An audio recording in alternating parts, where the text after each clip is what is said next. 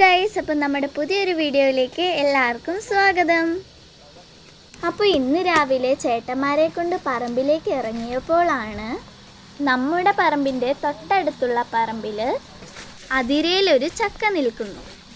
അപ്പോൾ തന്നെ അച്ചാച്ചി ചെന്നൊന്ന് തുന്നിച്ചു നോക്കി. നല്ല വിളഞ്ഞ ചക്കയായിരുന്നു.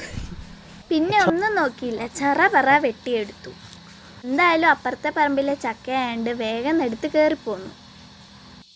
ചക്ക എടുത്ത് തോളിൽ വെച്ചുകൊണ്ട് നേരെ വീട്ടിലേക്ക്. കുറെ ഇങ്ങ് കയറി വരണം കേട്ടോ.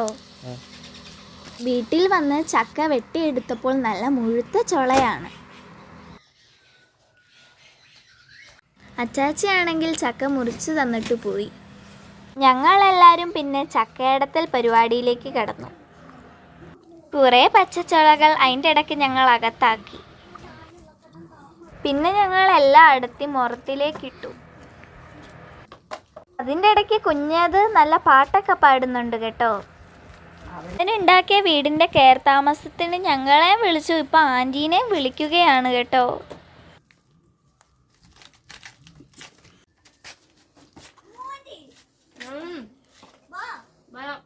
അങ്ങനെ ചക്കയൊക്കെ വെട്ടി അടത്തി കഴിഞ്ഞു. അപ്പം ഇന്ന് ചക്കയൊക്കെ വെച്ചാൽ അതിൻ്റെ കൂടെ പോത്തുകറിയും കൂടെ. അപ്പം